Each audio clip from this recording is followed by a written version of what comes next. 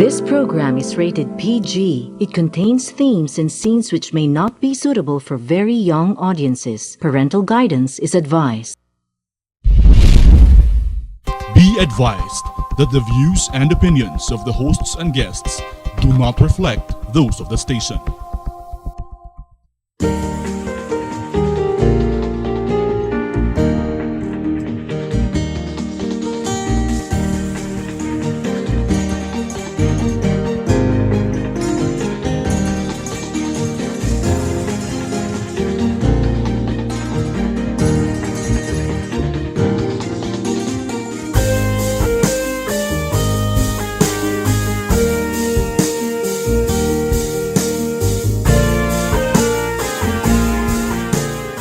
Well, many things have happened the past few weeks, and particularly the past week, regarding the Philippine-China relations. And as usual, there are many attempts to create tension in the media and attempts to spread this across our social fabric.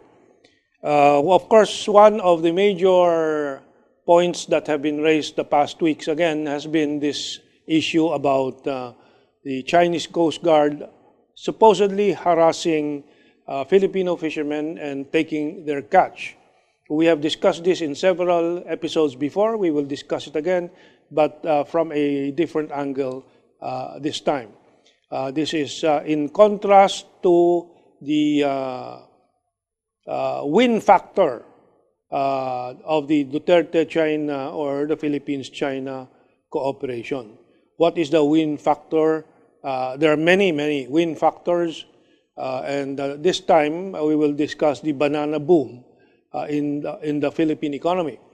But let us go back to the history of this fish talk that I call this great hullabaloo, itong malaking sigalot na o tensyon na nilikha nitong balita ng GMA7 tapos kumalat at kinakalat at ginagatungan para uminit ang pagtingin ng ating mga kapwa Pilipino sa China at sa Coast Guard ng China at sa China at kay Presidente Duterte.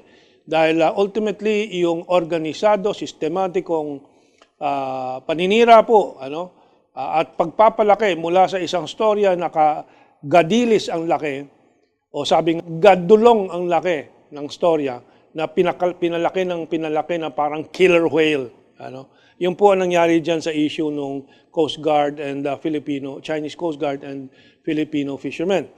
And importante po na isuma ko po ito dito sa programang ito dahil tuloy-tuloy naman ang pagpipilit ng ilang mga elemento, lalo-lalo na sa media na hawak at pinopondo po ng maraming elemento, including American foundations, dahil hindi naman po sekreto na nakakatanggap ang Inquirer, Philippine Star, Rappler, kahit na ABS-CBN, ANC, ng daang libo ng mga dolyares galing sa iba't ibang Western foundations, particularly yung North Base, yung Omidyar na may tinatawag na investment instruments na palusot lang po yun. Yun ay mga donasyon ng pera dito sa mga malalaking media na nagagamit po consciously or partly consciously and unconsciously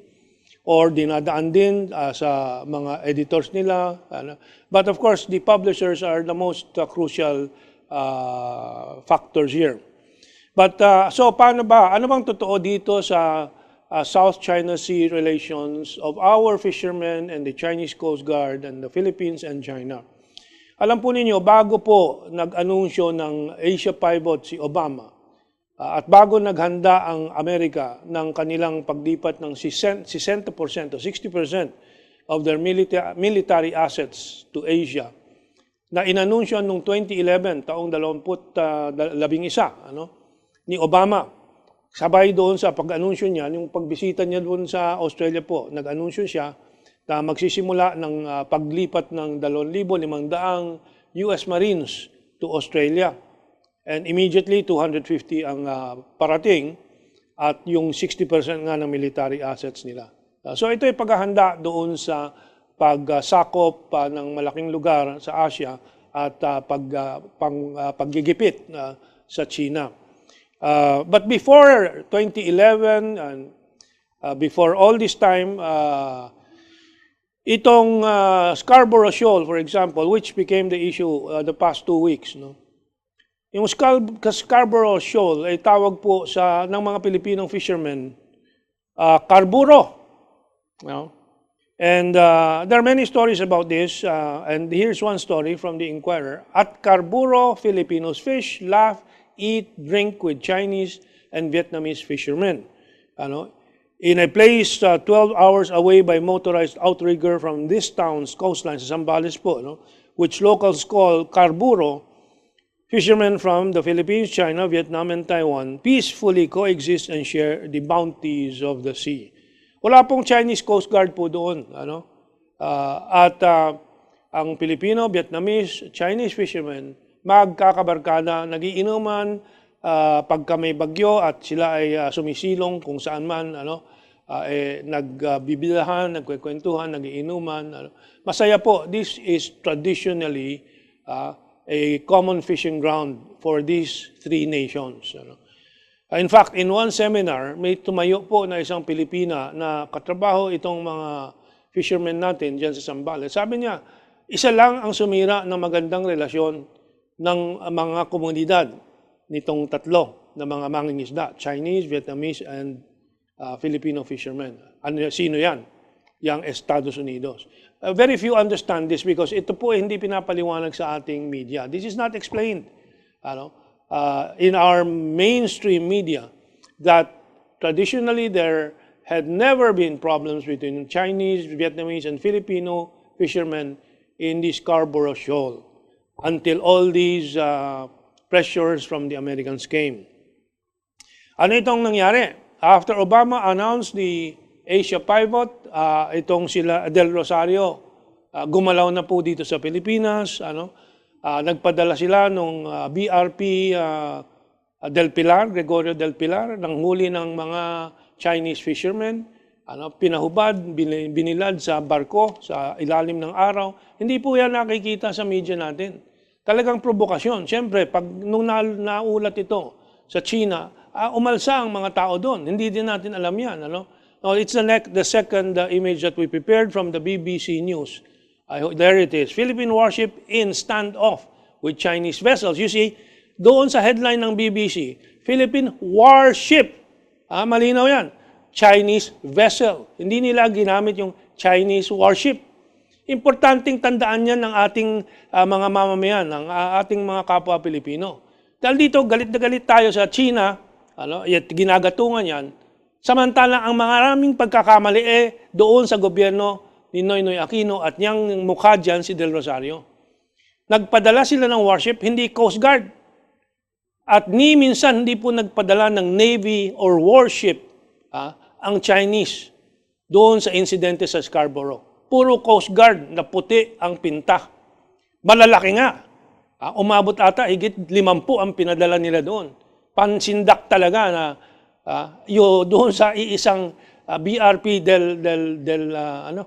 Gregorio Del Pilar natin na walang magawa kundi liban sa naubusan pa ng gasolina o crudo yung ating warship ay napilitang lumikas na sa ang dinahilan kailangan kumuha ng crudo pero hindi na po bumalik And dahil sa mga misunderstanding hindi na umalis ang China doon which is by some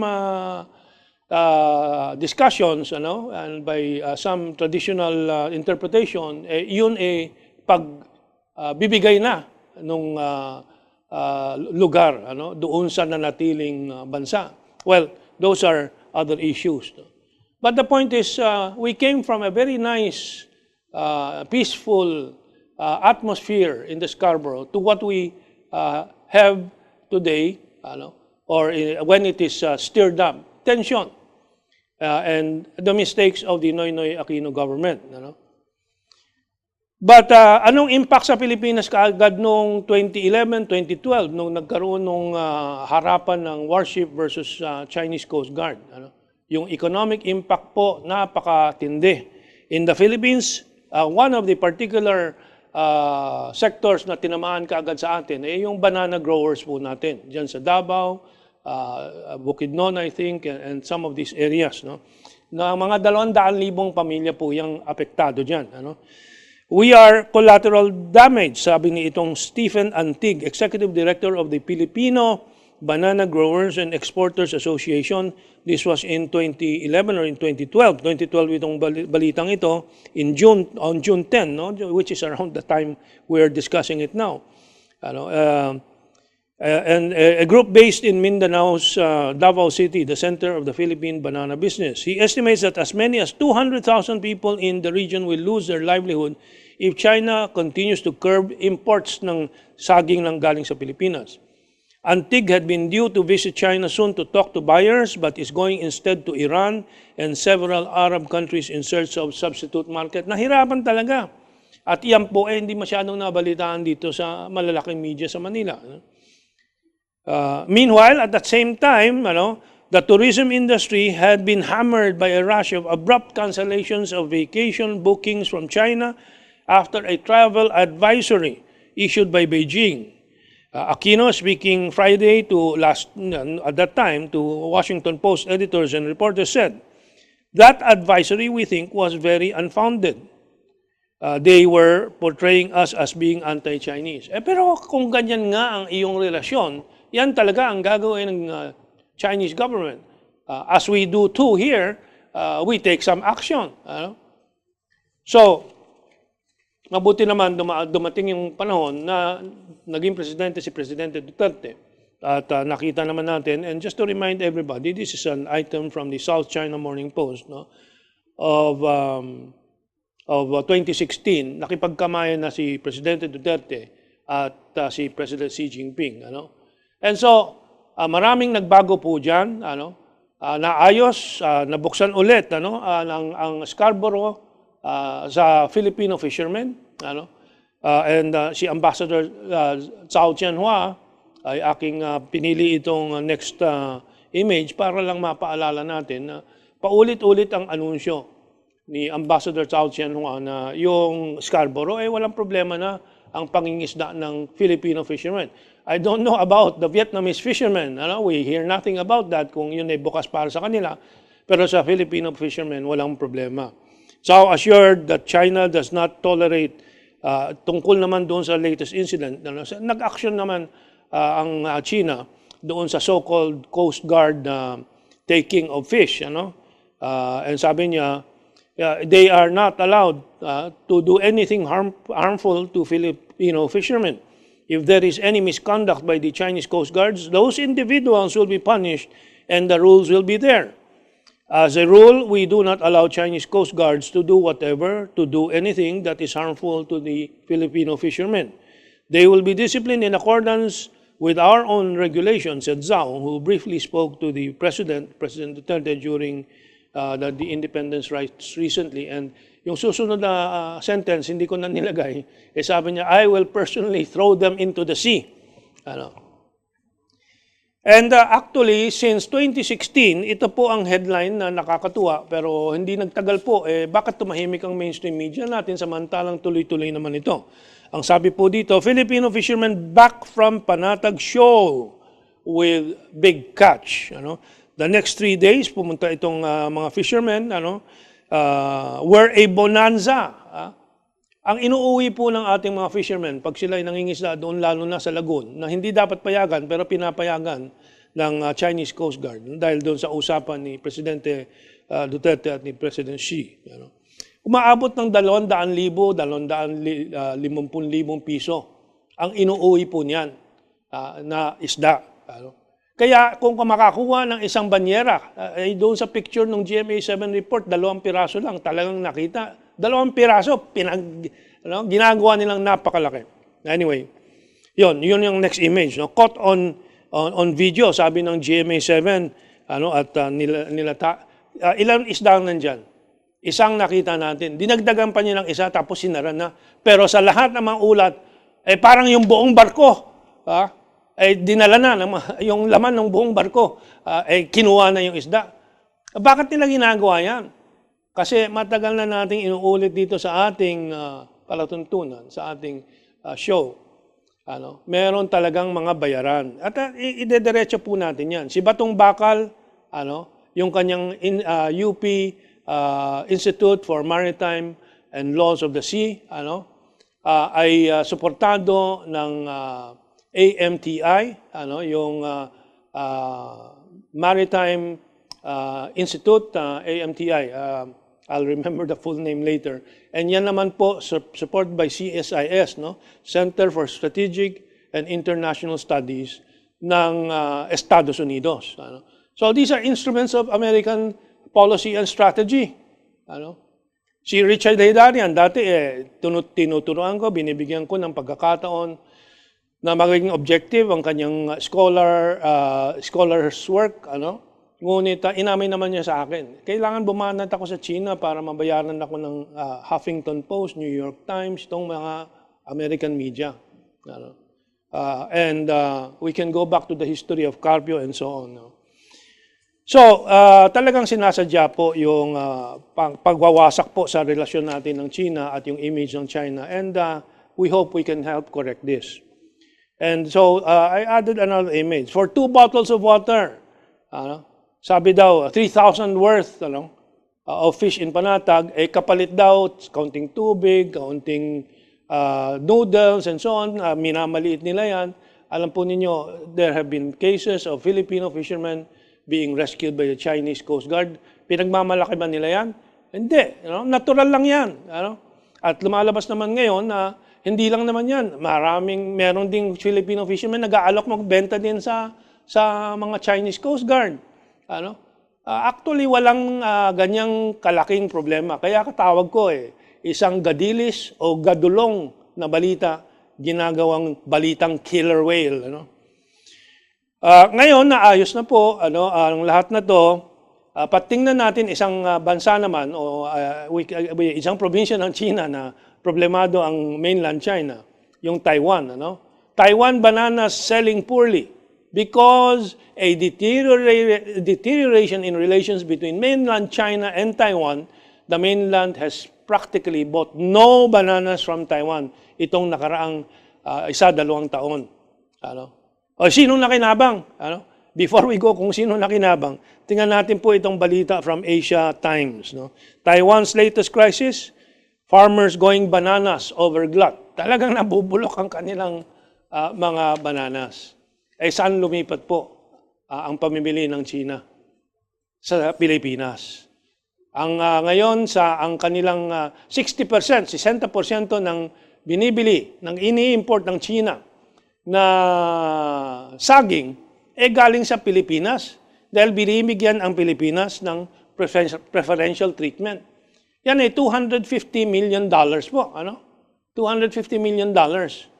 At 200,000 pamilya ang nakikinabang po dyan. Kaya gumawa ko ito, gawa ko mismo. China imports 65% of all its bananas from the Philippines after leaving Taiwan behind. So nilagay kong pangalan ko dyan para hindi anonymous troll. At figures from the Philippine Statistics Agency or Authority indicated that the value of the fresh bananas shipped during the period of January 2018 went up by 61.2% to $70.5 million, $52 million from nung nakaraang taon, Enero, $43.75 million lang. Ganyan po ang bunga. Kaya nga sabi ko, banana boom at golden banana, yan ang gintong bunga ng tamang foreign policy ni Presidente Duterte at yung magandang pakikipagtungo, pakikipag-ugnay sa China na may mga nais mangwasak. At sasabihin natin diretso, ang number 1 po dyan ang Inquirer. At yung sila Carpio, yung sila Del Rosario, si Del Rosario, yung kanyang Del Rosario Institute, again, pinopondohan po yan. At meron tayong isasabog na anomalya in time, about Del Rosario. Naghahanap lang tayo ng abogado dahil corrupt po yan Kasabwat po yan ni Manny Pangilinan doon sa manipulasyon ng foreign policy natin para doon sa malaking negosyo ni Salim na itong si Manny Pangilinan ay isang executive po. So, yan po, the banana boom versus the daily stock. Let's put these things in perspective, okay?